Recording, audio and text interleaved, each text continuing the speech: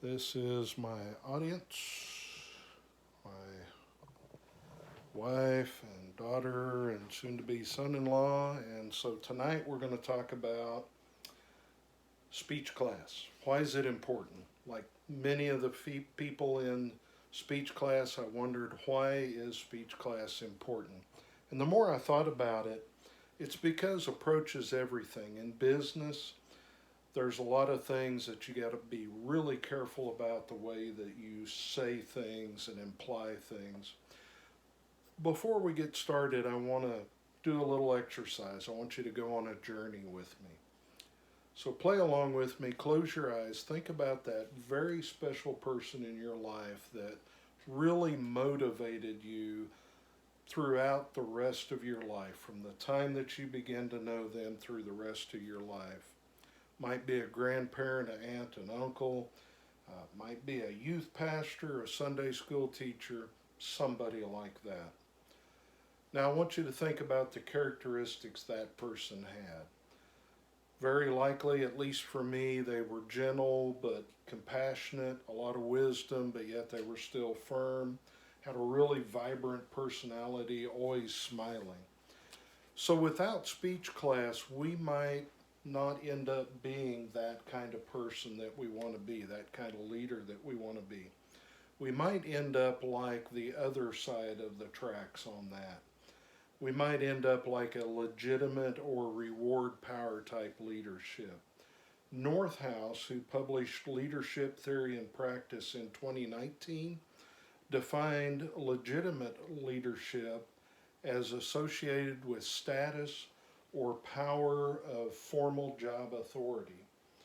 Whereas Bonner and others in 2021 defined reward power leadership as having control over rewards and decisions. So think about this, the legitimate and the reward are your boss at work in the org chart. And if you think about a judge, that is the most pure form of legitimate power that there is. So legitimate slash reward leaders, they have very few external pressures that might cause them to be concerned at all about their employees. They're more concerned about the bottom line, making the goals for the month, just meeting every financial or business achievement that they need to. Not worried about how hard they're working employees, etc. So now let's go back to that extraordinary leader you thought about a few minutes ago.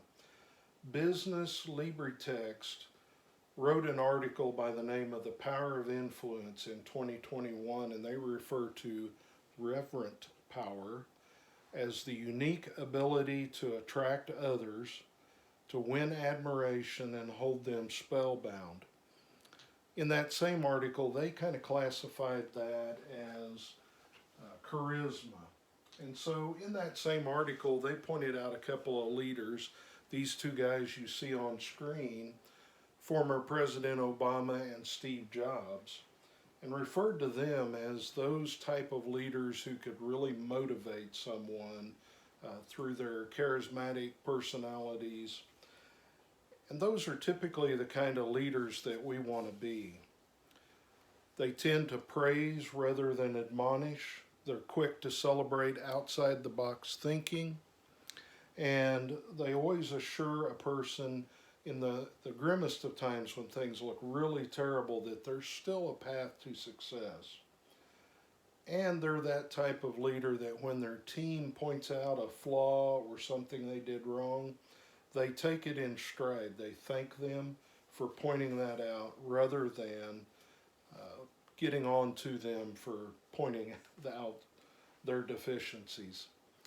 So referent leaders find positive in the worst of situations. They build morale, they improve the culture, and they pick up the spirits of everyone around them. Northhouse, again, notes this person as one who is attentive to their followers' concerns.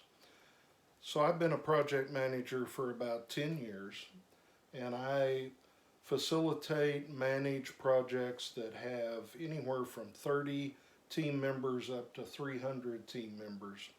And I've got every ounce of accountability there is on the team. Anything that goes wrong, it ultimately rolls to me.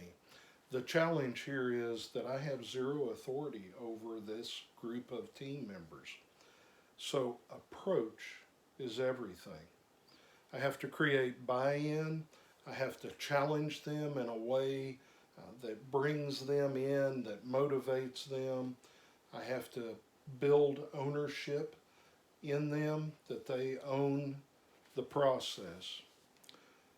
So everyone wants to be that leader that they've adorned in their past, that really upbeat leader. Let's look at what the Apostle Paul said to the churches of Ephesus. Don't use foul or abusive language. Let everything you say be good and helpful, so that your words will be an encouragement to those who hear them. Ephesians 4:29 out of the NLT Bible. So the way we approach every situation in life, whether it's business or personal, we're writing the leadership history as we go. So it's important to be able to approach properly. So again, approach is everything.